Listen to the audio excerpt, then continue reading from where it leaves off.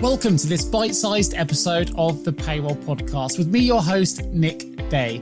These are short snippets from my main podcast show, which is the go-to source for all things related to payroll. Featuring experts from the world of payroll, these bite-sized episodes are going to share key insights, nuggets of information, tips and best practices to help you navigate the complex world of payroll. And remember, if you ever need support recruiting talent for your payroll team, please do get in touch with either myself or my team at jgarecruitment.com. For now, sit back, tune in, and let's talk payroll.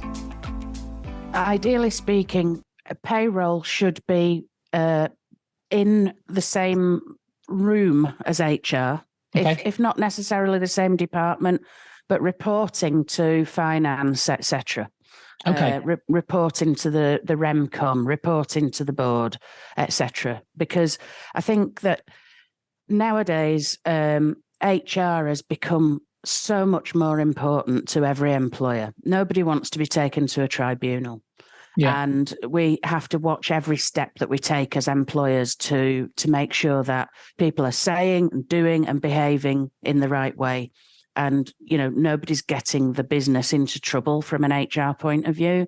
You do come across some horror stories, but for the most part, most people kind of behave relatively well and don't punch each other's lights out at the Christmas party, for example. Sure. But, you know, I think that nowadays HR is a real growth industry.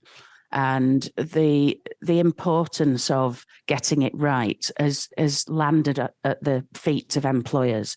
But I think, you know, if all managing directors and CEOs could actually understand how complicated payroll, employment taxes, and HR as a sort of conglomerate, as a collective, actually are, then, you know, they would take payroll an awful lot more seriously. Sure. But tie it in, because a lot of the software nowadays is payroll with HR bolt-ons HR with payroll bolt-ons. You know, it goes together like hand in glove a little bit.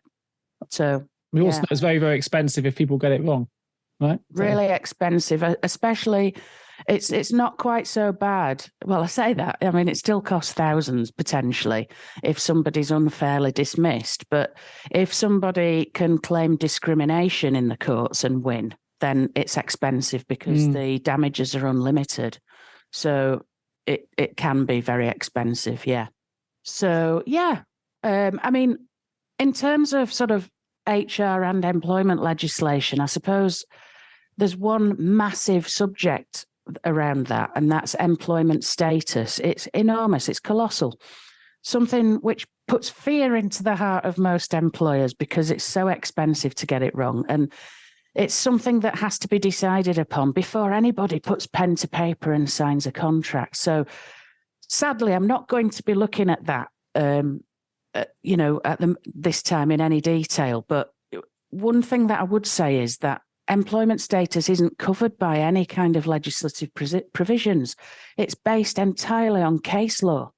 So if you want to do employment status right, you must read constantly what's happening in the courts, because things get out of date because one case is superseded by another case and then a precedent comes in, etc., etc. A good example of that was the Pimlico Plumbers case, which reached the Supreme Court. Yeah. So obviously the decisions that were made on that were binding, and they've encompassed a whole plethora of different things, including holiday pay and everything else. So, you know, there's a lot to think about. And there's no section of any UK Act anywhere that says somebody's self-employed if they're doing X, Y, or Z, or employed if they're doing A, B, or C. So it's complicated. The off-payroll working rules, which were brought into the public sector in 2017, followed by the private sector ones in 2021, have made it even more complicated. So the ones that were removed completely and then brought back again as well. Yes, the 23rd of September will forever be burned in my mind, 2022. And me both as a working in recruitment, it's a big area of what we deal with as well. It's it's gone. Oh, it's back again. Okay. Totally. I hope you enjoyed today's bite-sized edition of the Payroll Podcast. Remember to subscribe to the show, share it with your payroll colleagues and friends, and why not also check out some of our previous episodes for more golden nuggets of payroll information that you never know, they may just help you along in your own payroll journey. But for now, I'm Nick Day, and you've been listening to the Payroll Podcast Bite-Sized.